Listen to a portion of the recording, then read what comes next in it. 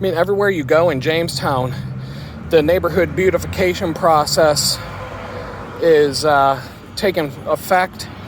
You can just see everywhere you go, it's just clean and beautiful here. Love this place. Well, this right here is a pretty cool looking church. I wonder how old this place is, but oh wait.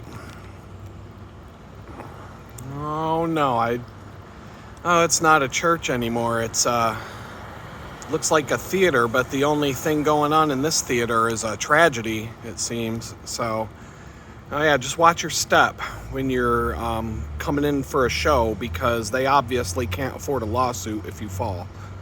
Make sure you don't trespass here like the sign says. They got way too much cool stuff.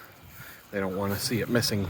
Well, if it comes down to it, you can always look for these nice orange signs on most of the houses here, and you should be able to just move right in. I've seen houses nicer than this that weren't condemned, but yeah, here's another condemned home. It's always some good scenery going on in Jamestown. Windsor Ave house parking only. All others towed at owner's expense. Yeah, so don't park here, people.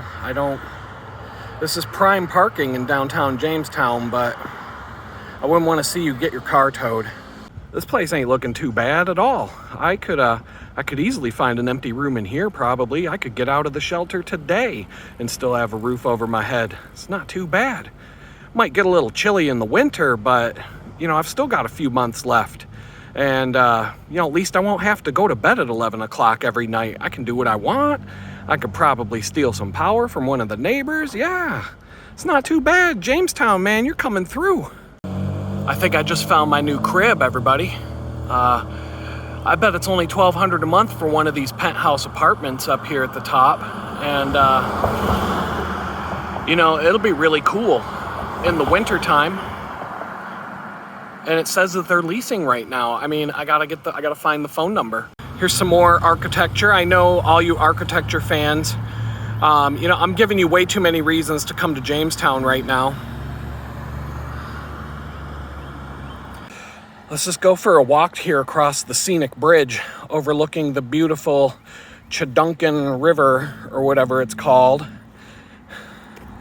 It's breathtaking, the scenery here. You can see, you can see all kinds of trash in the river if you look close enough. Just a wonderful, wonderful place.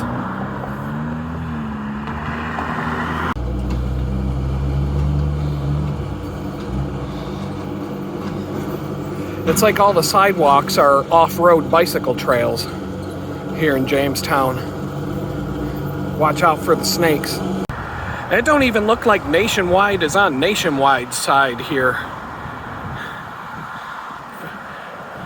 Would you buy insurance from an office in a house that's fallen down? I sure as hell wouldn't buy home insurance. This is a good place to set up camp down in these woods here. If you look closely, you can see there's a bed. There's a bed right there I could just set up. It looks like, there's some other resources available. There's all kinds of stuff laying on the ground that would be useful for the campsite. Lots of resources laying everywhere. There I found the mattress down there that goes with the bed. So I could set up a real dope campsite down here. There's the box spring. And there's the mattress. Look at this. There's another mattress waiting right here for me. I could double up. That would be way more comfortable than the mattress I had in prison. Put that all together. Oh yeah, lots of stuff laying around the woods here that would make, a lot of handy resources laying all over the place down here. Now here's a guy with some really cruel parents right here. Mr. Peter Johnson. I wonder if they call him Dick for short. So like I said, they love Lucy here in Jamestown. They love her. But as you can see, Lucy had to get the hell out of town before she could be successful in life, because Yeah, Lucy didn't have a chance if she stayed here. Lucy would have been living down under the bridge here sucking dick for crack if she stayed in Jamestown. There's lots of business opportunities here in Jamestown.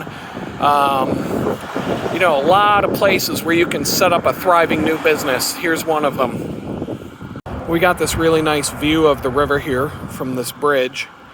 And, you know, Jamestown is not without its nightlife either. We got this nice club here across the street. I don't know if that's where the circus performers gather after they're done practicing for the day, or if that's something else. I don't know. I'm assuming there's a bunch of clowns in there right now. Well, it's not all bad in Jamestown. I mean, look right here. We've got 4 locations of McDonald's here in majestic Jamestown.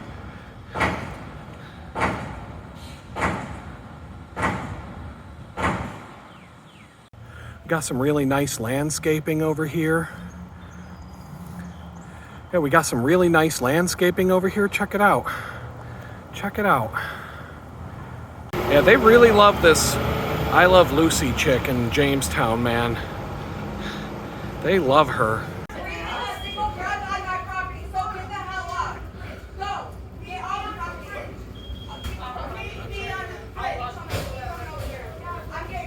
She said meet me under the bridge. Where you shout? My name's Christmas. Have a nice day. What's she do? Call me out at what? I have a job. Someone just won the jackpot.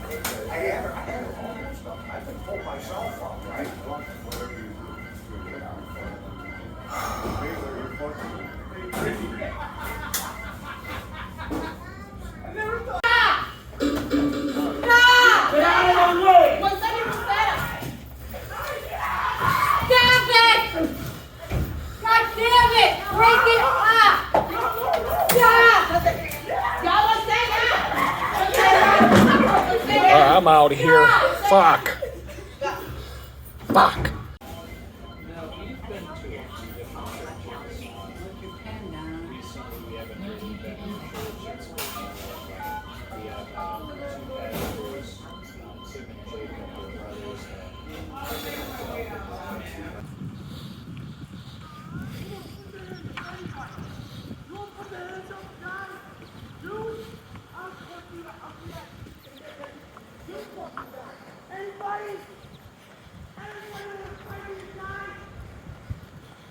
Yeah, I do.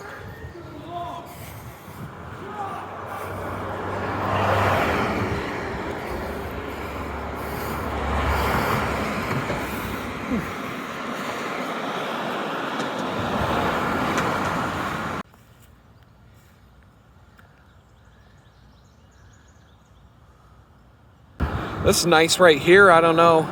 Got like a motor with a thing. Yeah, that's pretty cool, you know.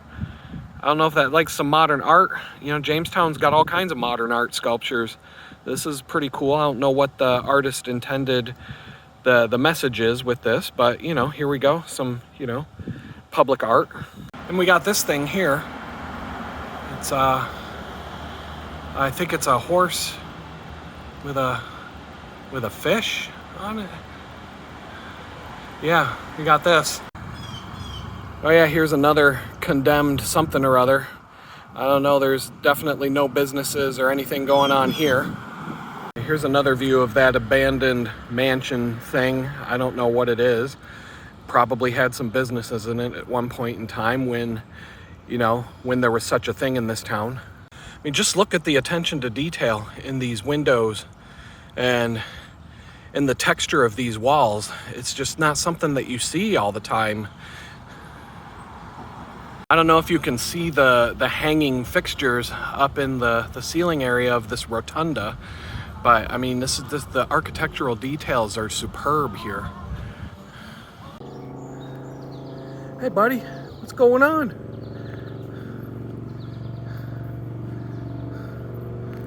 What's going on, buddy? Okay, there you go. We're good. not gonna hurt you.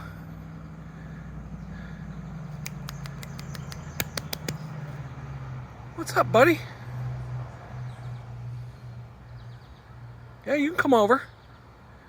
You can come over.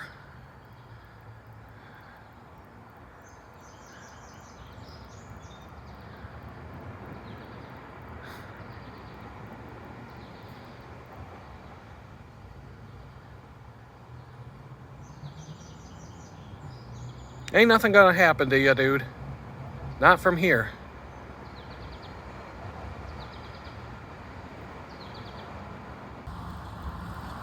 They love Lucy here in Jamestown.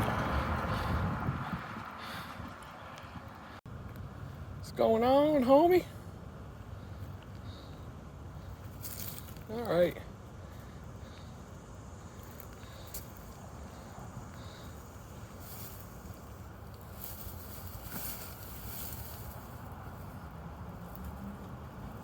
You know what I'd like to say? If you can't get out of Jamestown and get out into nature, why not just bring nature to you? I wouldn't mind this house at all. As long as they're not giving out tickets for not mowing the yard, I think this would be all right to live here. Definitely not going to get bothered by too many people. Well, I didn't think I was going to get to eat today on my way to social services, but looks like I'm going to eat better today on my EBT. Yeah, you know me. I'm in the place to be. And the only thing they're missing here is that incredible arm flailing tube man dancing out in front of the store. But looks like I'm going to be okay today. What do we got here? Retire the red shirt way. Now, correct me if I'm wrong, but isn't that how everybody used to retire back in the original Star Trek series? If you were wearing a red shirt, that means you were retiring this episode, didn't it? So, what's going on with her? Has she been retired yet? Yeah, so I'm guessing this must be where the illegals live, because these are the only nice looking houses in this neighborhood. And, you know, they're all on a block together and they're all, you know, fairly clean looking, so I'm sure there's no I'm sure you don't have to have a job or a valid birth certificate proving that you were born in this country to live here. So hey, you know, at least you can play basketball anytime you want. Just hit the square. You get 2 points for hitting the square. You know, that's all you gotta do. All you gotta do is hit this. Well, this one, I don't know, how do you leave it in the comments below how you would score this basketball game. I want to get some, it says pizza, wings, and subs right up ahead. Oh man, I'm so hungry. Oh darn.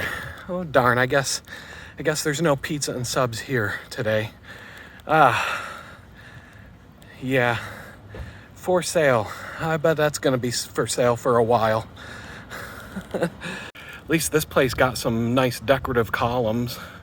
There's a lot of good architecture here in Jamestown. And here we have another nice building in the classic style here in downtown Jamestown. I think, you know, this is a really prime address right here. I think, you know, there might even be some nice places to rent in here. You know, they got a really nice solid wood door there for the entranceway. I think I'm gonna write down the address and see if I can find how to get in touch with the landlord. Yeah, they love Lucy here, that's for sure. They love Lucy. And just keep in mind, everybody, the only reason Lucy was so successful in her life, it wasn't because she was from Jamestown, it was because she got the hell out of here. Oh, here's a nice place to eat right here. You know, they got a lot of privacy. Nobody can look in on you and bother you while you're sitting at the table trying to have a meal. Here's another abandoned building or something right across the street from another abandoned building of some kind. In Jamestown, a lot of stuff. I mean, you could probably buy one of these buildings for a couple $100. Wouldn't be too bad. If I could find a job, I could probably live in one of them. Yeah, well, at least there's something happening in this town. You know, we got a whole bunch of Sioux, sculpting, lasses, inner theater, art classes, culinary art, corporate. Oh, there's apartments. There's apartments in there. I should check that out. Nothing, Well, at least the liquor store is still in business, but everything else next door to it is not. Well, Jamestown does have some really cool public art all over the place. There's a little something to see. Looks like somebody really wanted that one for their house. But, there's plenty more to look at. Here we go. I got some more prime real estate available.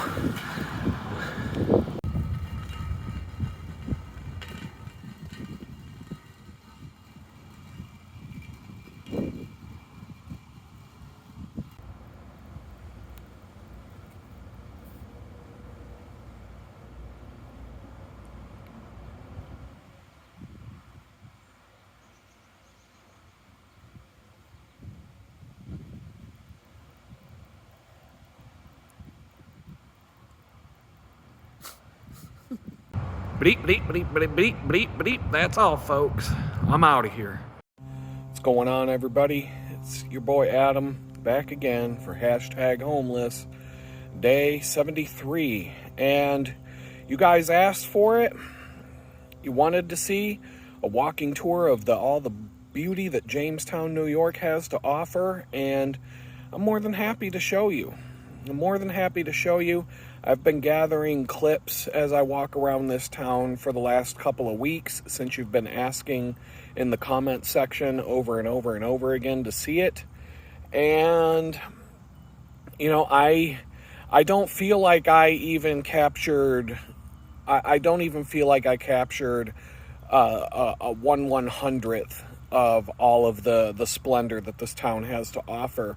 But I came to the conclusion today that if I keep going and I keep trying to gather these clips, it's going to take me another 6 months to a year to find it all.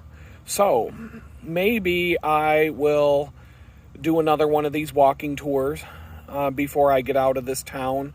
But I'm really hoping that I just get out of this town and I put this all in my past, and the only memories that I'll have will be this video. The reason why I decided to do this today is a little bit because I got some more comments yesterday about it, and I found another newspaper article that just popped right up in front of me from the Jamestown, I think it's the Post-Journal, is the local newspaper here in town, and this article pretty much says it all. And this article, I was going to read the article today, and then I thought to myself, you know what would go perfect with this newspaper article would be the clips and the walking tour of Jamestown that I just got to share with you guys. So before I'm just going to jump right into it. The title of the article is "Where is the Bottom?" Here we go. With another economic blow to our community. This was February 10th, 2024. So it's not that long ago. It was this year. With another economic blow to our community, the closing of Jamestown Business College, a part of Jamestown since 1886, one may rightly ask, where is the bottom? I thought this was the bottom, but I guess it can get lower than we are. It is now 6 years since our community lost its passenger air service. They had it. I can't even imagine the airplanes flying in and out of this dump. Why would anybody want to fly here? I could see why people would want a one-way ticket out of here, but I don't yeah, okay. So, we have dropped off the nation's air map, while in contrast, our neighbor Bradford continues to have passenger air service. Okay, well, if they're comparing themselves to Bradford, Pennsylvania, it's a little Buddy Holly plane airport. It's not like a real airport where you can, get on a jetliner and fly somewhere. This is like you're getting on a Buddy Holly plane to go sightseeing or something like that, or you're just rich and you have a private plane stored at the airport next door. So yeah, I can see why a bunch of rich people would fly here on their private planes to get in their Ferrari that's stored in the garage next door and drive over to the Chautauqua Institution for a summer of dumbass lectures by people like Hillary Clinton and that kind of stuff, and then get back in their Ferrari to drive back to their airport and get on their private plane and get the hell out of here. I think that's what the airport would have been. I think that's what the Jamestown airport was for. It's been about the same length of time since Sam's Club, a part of Walmart, our nation's largest employer, man, you know America's in bad shape if Walmart is the source of most of our jobs. I mean, wow, man, this country is, we're definitely second world, soon to be third world, that's for sure.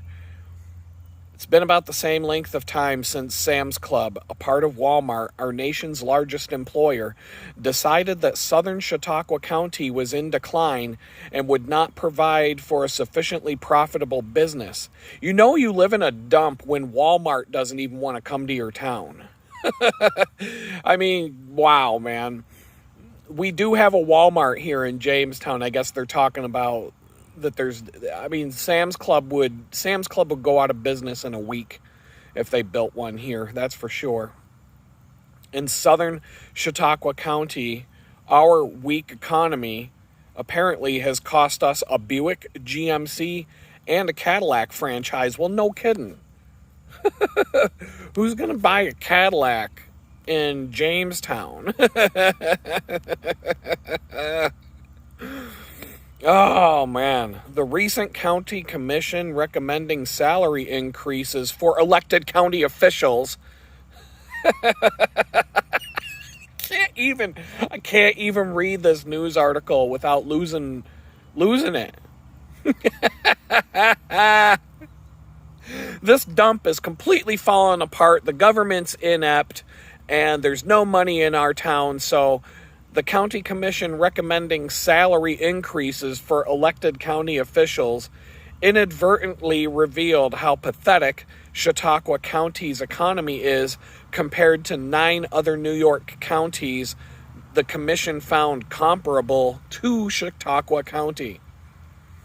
According to the U.S. Census Bureau, the median household income for those 9 comparable counties was as high as $121,000 a year and averaged $76,000. Where's the county where the average median income, household income, okay, $121,000 a year. I thought that was an individual average, but no, I guess if a husband and wife are both making, 40 to 50 grand a year, 60 grand a year, then okay, 121,000. There's a lot of married couples busting their ass to get that average, that's for sure. Chautauqua County's median household income was only $55,000 per year. That means all income earners in the house combined are adding up to $55,000 a year, 28% below the average of the 9 comparable counties. So yeah, let's give these county commissioners and the county government and the city of Jamestown and all these people that are doing such a wonderful job, let's give them a raise. The Census Bureau found the poverty rate of those 9 counties to be as low as 6.5%, with an average poverty rate of 12.9%. However, Chautauqua County's poverty rate is a dismal 17.6%, 36% worse than the average of the 9 comparable counties. But wait, there's more. Lastly, the Census Bureau found that Chautauqua County's population loss from 2010 to 2020 of 7,200 residents and its percentage drop of 5.5% were the absolute worst of the 9 counties. Yeah, I hope to be 7,201 to get the the hell out of this town. That's for sure. Those who would blame Chautauqua County's decline on our well-being Those who would blame Chautauqua County's decline on our being in New York State are confronted with evidence that the rest of New York State is doing much better than Chautauqua County. The newspapers have reported that Chautauqua County's economy ranks almost at the bottom of New York State, 60th out of 62 counties in New York. And that's 57 counties plus the 5 boroughs of New York City. I'm going to say that again. Chautauqua County's economy ranks almost at the bottom in New York State, 60th out of 62 counties in New York State. And that's 57 counties plus the 5 boroughs of New York City. Chautauqua County's decline has not been a slow, steady decline. After our country's 2008 to 2009 financial collapse, oh my goodness, I can't even talk right now. Chautauqua County's decline has not been a slow, steady decline. After our country's 2008 to 2009 financial collapse, the Chautauqua County economy fell off a cliff. I don't think it was that good to begin with, my friends. I really don't. But yeah, when we had to bail out all the banksters who gambled away all their money and then told the rest of us that they were too big to fail and we had to shell out our tax money to pay off their bonuses, yeah, Chautauqua County's economy fell off the cliff. Through the 1990s and early 2000s, the New York State Department of Labor reports that Chautauqua County's employment was quite steady at 68,000 people employed. At the end of 2023, the number of employed in Chautauqua County has plummeted to 54,000. While there are help wanted signs across America, the help wanted signs in Chautauqua County are mostly the result of the disappearance of our labor force. The New York State Department of Labor reports Chautauqua County's labor force had dropped from about 70,000 in 2008 to about 56,000 now.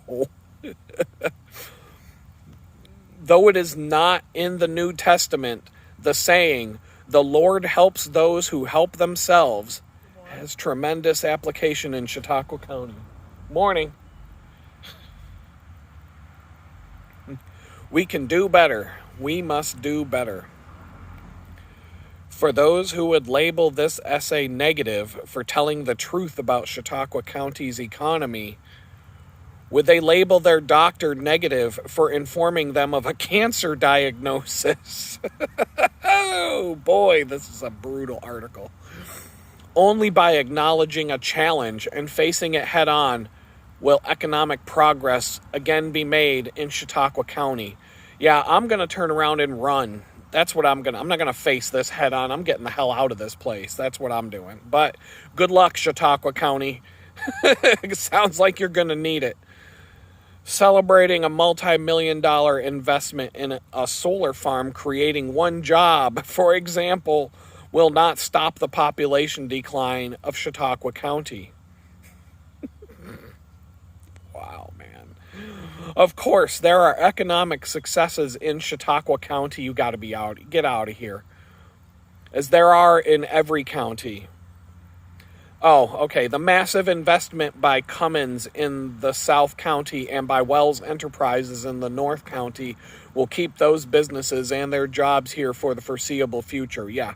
Everybody who works at Cummins, the diesel engine factory, says that it's a miserable sweatshop and they get treated like garbage and they can't wait to get out and they have high turnover and it's basically more borderline slave labor. So, yeah. Bring it. Keep bringing them jobs. Despite these massive investments, however, the projected job gains are measured in the low hundreds for a county that has lost thousands of jobs in the last 15 years. We can do better. No, you can't. We must do better. Well, good luck. David Wilfong, the county legislature's majority leader, has recently publicly called for the restoration of passenger air service at the county airport at Jamestown. That would be a good start on rebuilding our economy. Really. Under former county executive Vince Horrigan, the county repurchased 60 acres of land from Bush Industries in the South County Industrial Park. The county needs to invest in making that 60 acres shovel ready. Such a 60-acre site could lead to 250 to 350 new jobs in the community. That would be another good start on rebuilding our economy. The decline from 5,000 students in 2013 to 3,200 students now at SUNY Fredonia has been a huge hit to our county's economy. Somehow, some way, the enrollment at SUNY Fredonia must be increased. I mean, all I know about Fredonia is that's where the kids went to college when they wanted to get drunk and party all the time. I think that was the only major that they offered at Fredonia. When I was a kid, I grew up in this region of New York, and I know a lot of people. I know people who flunked out of Fredonia because they couldn't keep up with the beer parties, and I think they failed beer bong class, and it was a requirement to get your degree. So I don't know. We can hope that Chautauqua County's economy has found the bottom. I don't know. Well, you can't really go much lower than zero, can you? It takes much more than hope, however, to halt and then reverse our sad decline. And the author of this article, his name is Fred Larson. He was the co-chair of the Southern Tier Expressway Committee from 1997 to 2001, and he was a founding board member of the Southern Tier Railroad Authority, served as a member of the Chautauqua County Industrial Parks Task Force from 1998 to 2001, and is currently a Chautauqua County legislator representing Jamestown. So, all right, well, here we go. All right, since I'm going to be editing anyway, I'll just put a little cut in here where this big pause took place. And since it's church day today, this was something else that you guys were asking me in the comments. Well, you weren't really asking me, but I did say that I would get into this story. And it does kind of fit because this miserable experience in Jamestown, it kind of parallels a couple of other... I'm at the same...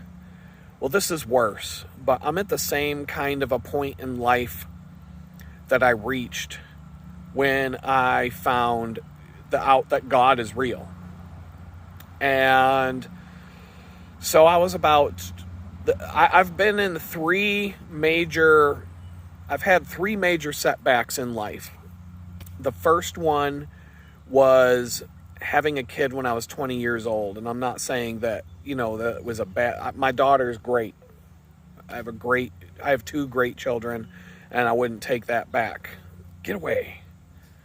Oh, there's a bee flying. Oh my goodness. I might have to move. I don't know. I'm getting swarmed. There are three major setbacks I've had in my life. One was having a kid when I was 20 years old, right before I was to graduate from art school. And the first couple of years of my daughter's life were extremely, extremely difficult. I would say I was under more stress then because I was younger dealing with these kinds of issues than I am now. The age is a factor in my level of stress right now being less than it was then. And I was going through a rough time.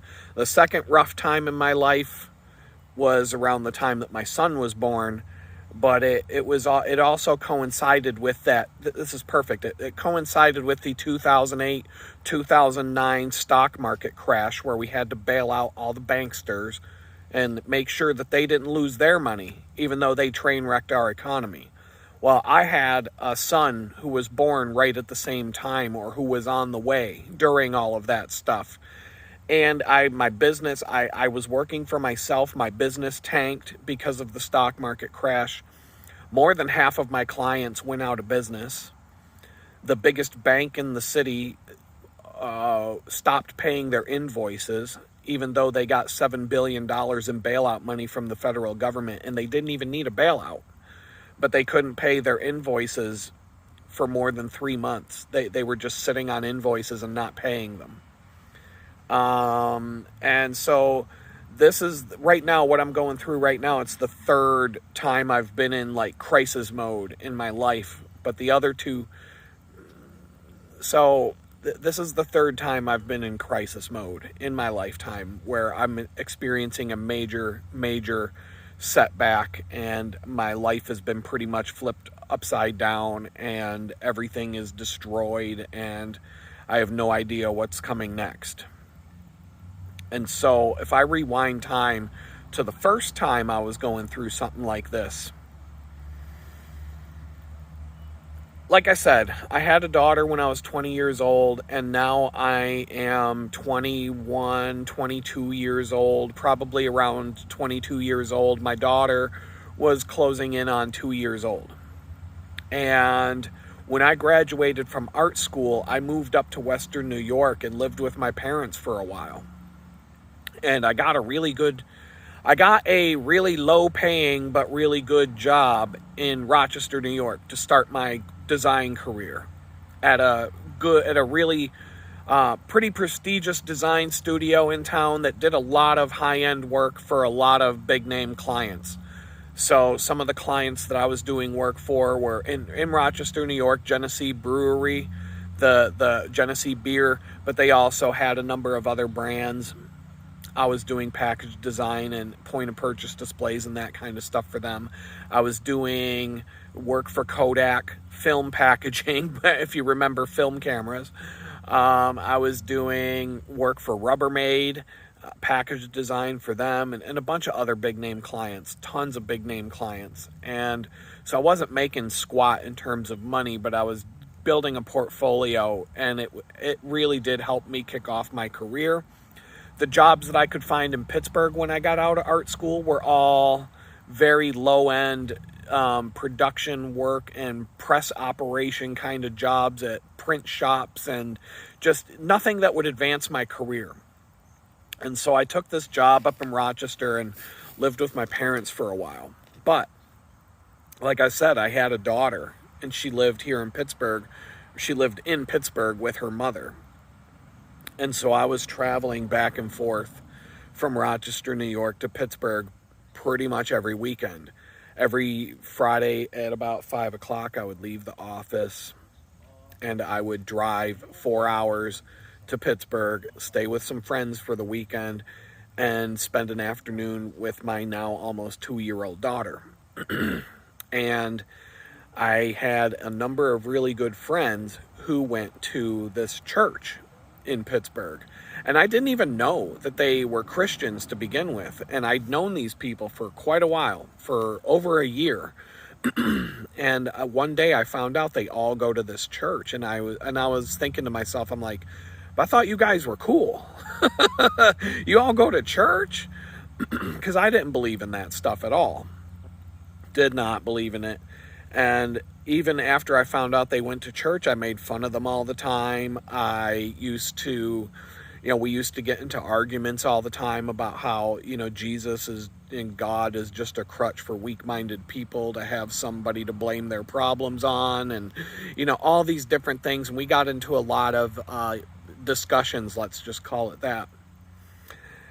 And so one of my best friends at the time, I don't know how we got to talking about this, but I think I asked him, like, what made you decide to believe in God? And he said, I just asked him. And he got a little bit more elaborate with this. And he said, I got to a point one day where I stopped trying to prove it wrong. And I just became open-minded. He's like, I didn't believe in it. I didn't believe in God. I didn't believe in him at all. I just got to a point where I was open-minded enough to consider the possibility that it's real, that God really does exist and that this whole thing about Jesus is real. But I didn't believe it. And he said that one day he asked God, not without even believing in God, he asked God, he said, look, if you're real, let me know. Make it so insanely obvious that I would be a complete fool to not believe in you after you show me that you're real. That's what I'm asking for. Because I don't believe in you. I don't believe you're real. I don't believe in any of this. But if you really are real and you really do exist, then you're going to have to make it so obvious that I'd be a fool not to believe in you anymore. And he said that after he did that, things happened in his life, and he immediately felt something, and major changes took place in his life almost immediately. And I'm not going to get into all the details about what happened to him as a result of that, but that little nugget stayed in my mind for several months, okay? And now I have this situation where I'm trying to move back to Pittsburgh, and I'm trying to find a job in Pittsburgh, and because I want to be near my daughter. And so I'm coming down to Pittsburgh now once a week to see my daughter, spend time with my friends pretty much every weekend of the month. And that's a 300-mile drive each way, and I'm doing this 4 times a month, every single weekend just about. And so that's wearing me down. And so I have a job interview in Pittsburgh on a Monday. It was a Friday morning job interview. So I took Friday off from work. I get in the car. I leave Rochester, the Rochester area of New York, and I'm driving down to Pittsburgh. And it's a 4-hour drive, and 3 hours into the drive, I realized, oh no, I left my portfolio at my mom's house. This big portfolio case that has all of my graphic design work in it. I'm on my way to this job interview. It's 10 o'clock at night. I'm due to be in Pittsburgh at 11 o'clock at night. Sleep at my friend's house and show up to this job interview at 8 in the morning. The job interview was at 8 a.m. So I call back home and I said, hey, can somebody meet me with my portfolio that I left sitting there? Because now it's a 3-hour drive back to the house, followed by a 4-hour drive back to Pittsburgh. And my parents were like, no, we're not helping you. Good luck. And so I was a little bit upset, of course. I had to turn around an hour from Pittsburgh and drive 3 hours back to Rochester. And I get home and I get this phone call.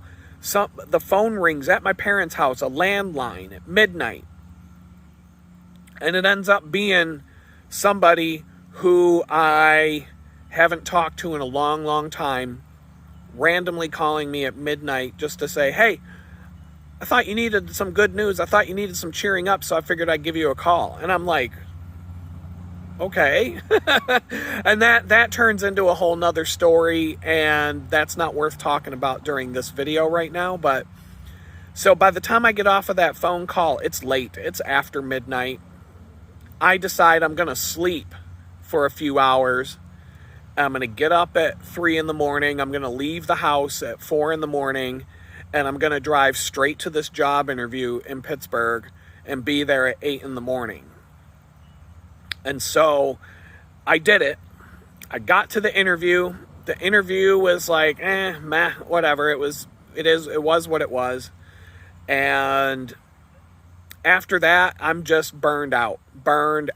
But I spent the weekend in Pittsburgh. I saw my daughter I pretty much would spend Sundays with her, and then I would drive back up to New York and go back to work the next day. So now it's Sunday. And like I said, I'm burned out. I've been doing this for a year and a half or something like that, driving back and forth from Rochester to Pittsburgh all the time. And I'm burned out, and I'm really like having I don't want to call it a nervous breakdown, but I'm definitely at probably one of the lowest points I've ever been in my life, because I had been looking for a job in Pittsburgh for a long time and having absolutely no luck. And I was having some pretty bad experiences along the way, and it just didn't, things weren't going well. And so I'm driving back to Rochester, New York on Sunday night, and I had a breakdown I'm just having like a breakdown mentally while I'm driving the 4-hour drive. And so I remembered what my friend told me about how he found out God was real. And so I finally got to the point where I'm open-minded, and I'm like, you know what, God, I don't believe in you. I don't believe you're real. I don't even know why I'm doing this. I don't know why I'm talking like this. I don't know why I'm saying these things. And all I'm saying is I'm willing to give it a shot, because I've tried everything else and nothing seems to be working right now. And so I said, Lord, I don't know if you're real or not, God, but if you're real, and you have something that you want me to do, and you want to prove to me that you are real, I'm open to hear it. But I'm not going to lie. I don't believe in you. I think I'm just mumbling a bunch of gibberish for nothing. And if you really exist, you're going to have to prove it to me, because otherwise I'm just not going to believe in it. I'm not. And you're going to have to make it so obvious. If there's something that I should be doing or you want me to do and you really exist, you're going to have to make it so perfectly obvious that I would be a complete idiot not to believe it anymore. I mean, that's how it's going to have to be, or I'm just not even going to believe in it. So I had this conversation. I had this conversation with God on my way home from Pittsburgh. And after I did this, after I had that talk, this like wave of relief came over me, like head to toe. I can't even explain it. It was just something all the tension, all the sorrow, all the stress, all of it just kind of melted away. And it was pretty intense. It was intense. This was not, I can't explain it other than that.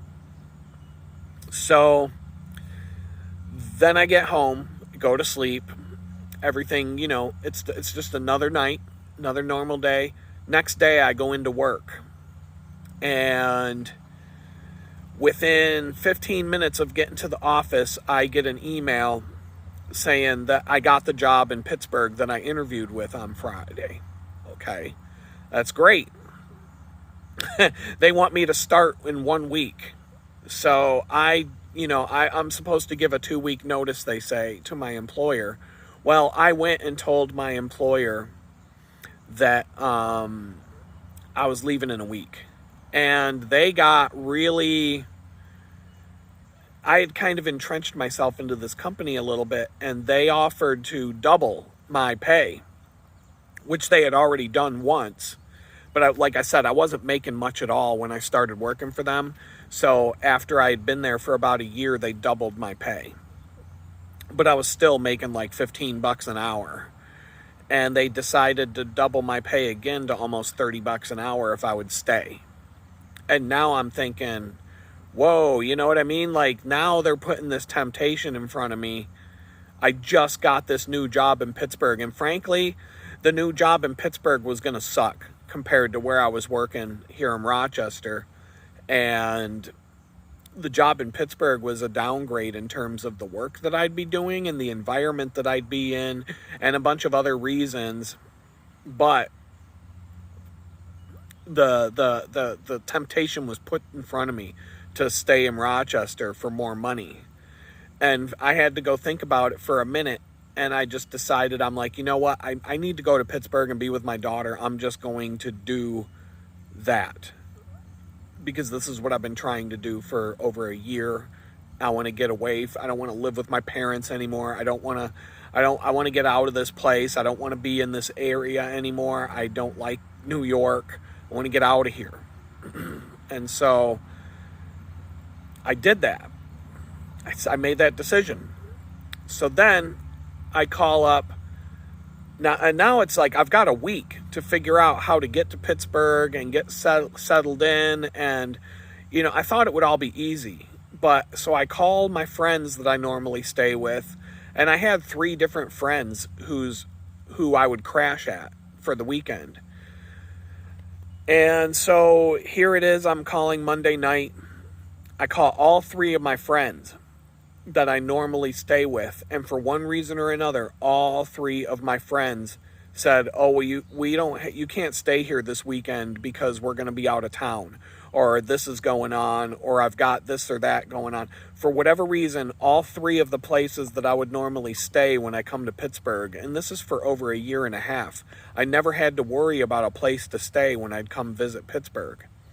But all of a sudden, all 3 of the people who I would normally stay with when I came to visit, all 3 of them had other things going on and a legitimate reason why I couldn't stay at their place.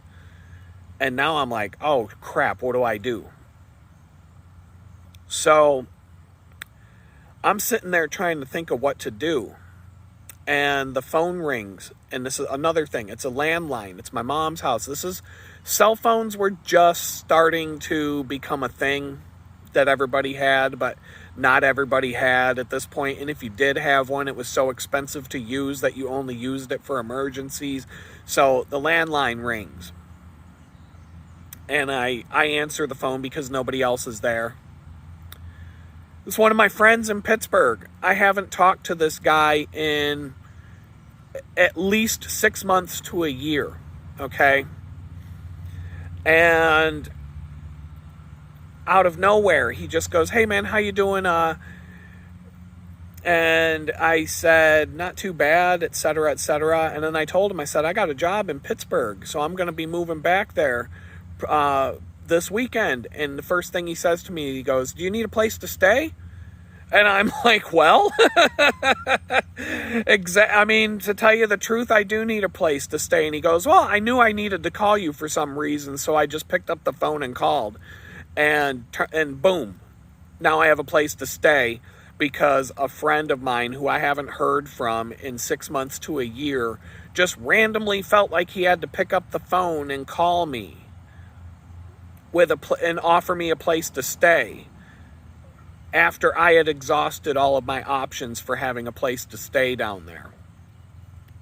And okay, great. I have a couch to crash on. Now I can, now I don't got to worry about it. But now I got to figure out how am I going to get enough money I honestly, like, payday wasn't going to be for a while. And I honestly didn't even have enough money for the gas to drive to Pittsburgh that weekend to start this job, let alone food or anything else that I might need. I was broke. I was flat broke. I probably had less than $20 to my name on that day. But that was just, I figured maybe I'll bum some money off my parents or something like that, because I'm 21 years old, 22 years old. You know, that's what we do. And, but I didn't want to. So I'm thinking about that.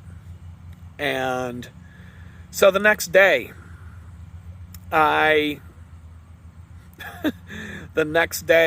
figured maybe I'll sell something like a bicycle or something like that. I don't know. I had some things. I could probably come up with some money. Well, I come home from work the next day and I grab the mail out of the mailbox. And there's a letter from the auto insurance company addressed to me. And I'm like, okay, what's this?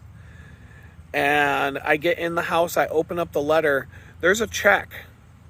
There's a check in this envelope for $1,000. $1,000 from the auto insurance company with a letter saying, we're sorry to inform you that you overpaid for your auto insurance last year. We charged you too much money for your auto insurance, and we're just giving you a refund of the overpayments that you made over the course of the last year, et cetera, et cetera. And it was a check for $1,000 from an auto insurance company. And I wasn't in an accident. There wasn't anything. They just said, here's a check for $1,000. You paid us too much. When does that happen? When does that ever happen? And so now I have a new job it's the day after I ask God what he wants me to do with my life. I have a new job in Pittsburgh. Boom. Very next morning, first thing in the morning, I got a new job. By the end of that day, I have a place to stay, even though all of my friends told me I couldn't stay with them, at least for that weekend that I needed a place to stay, and the following week. Now I get a check in my hand the very next day for $1,000 that I had absolutely no idea was coming my way, when I was down to my last $20 wondering how I'm going to pay for the gas just to go to Pittsburgh this weekend so I can start this job. And then what am I going to do for the next couple of weeks or 3 weeks or whatever while I'm waiting for a paycheck to show up? Boom. Drops right into my lap. And so and I'm telling you, everything went like that for weeks and weeks, like just boom, one problem after the next, solved like that, like without me having to do anything other than look at the solution fall into my lap. And my life had not been like that. My life had not been like that for a long time. My life had been nothing but a struggle, a major just knockdown, drag down, knockout fight and struggle, until that day that I asked God, are you real? And if you're real, do you got something you want me to do? Do you got somewhere you want me to go? What do you want me to do, God? And it just boom, boom, boom, boom, boom, everything. I mean, there's probably more to the story. In fact, I started looking for an apartment the first weekend I was in Pittsburgh because I didn't want to sleep on my friend's couch that long. And I went and looked at an apartment on Monday. It was the very first apartment that I circled to call. And it was dirt cheap. Okay, now you're talking about back in the mid to late 1990s. We're talking about like 1998. Okay, so I found a 1-bedroom apartment in Pittsburgh, all utilities included for $350 a month. I took that check that I had for $1,000. I went and cashed it. Took $1,000 cash. Paid the $700 that I had to pay the landlord to move into the apartment, and got the keys in my hand within. And I had been in Pittsburgh for 3 days at that point. And at that point, I got off my friend's couch and just went and slept on the floor of this apartment. I just grabbed a sleeping bag and a pillow. I had some stuff in my car, and I just set up camp. I camped in this apartment for about a week until I got a little bit more, until whenever the first paycheck came. I'm pretty sure that this temp agency that I was working for, I think they paid us every Friday. So we got paid every week at this job. I think we put in our timesheets on Friday and we got paid on Monday or something like. It was quick. So I had some money in my hands very, very fast, and I may have had my final paycheck from the previous job. Whatever the case may be, I had some money, and I went out and got some furniture I was moved, and I had a place, and I was ready to go in the span of about a week. And then I was able to get a moving truck, drive up to New York, and get all my stuff that I had stored at my parents' house, move that all down to Pittsburgh. And this all took place within a span of 2 weeks of asking God if he's real. All these things just magically fell out of the sky, and just boom, boom, boom. Every problem I came across, boom, here's the solution. Oh, you need this? Boom, here you go, you have it. And this went like this for a long time.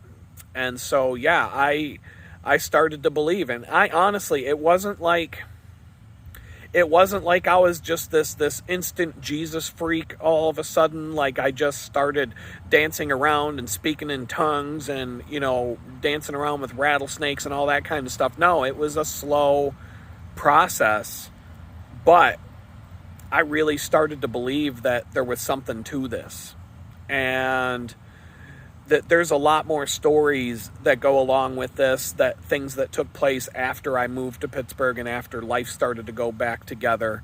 But asking God if he's real, and if he is real, to prove it to me, that's what kicked the whole thing off. And so, like I said, that was the first crisis period of my life, and God got me out of it. He was the one who got me out of it. I didn't do it. The more I tried to get myself out of it, the worse things kept getting, over and over and over again. There were a lot of custody things going on with the daughter and her mom, and there were all kinds of court battles and that kind of stuff to go along with the stuff that I'm telling you about. All this stuff was going on at the same time, and it was a major, major struggle in my life. And God was there the whole time, and he took care of it. And in the 2008-2009 stock market crash, when I lost my business, lost my shirt, had a kid on the way, started a new job, and then was fired from that job because I went to the hospital for the birth of my son instead of going to work that day, and all that kind of stuff. I went through it was 7 months. It was 7 months of misery and hell before I was finally lifted out of that mess and put back on my feet.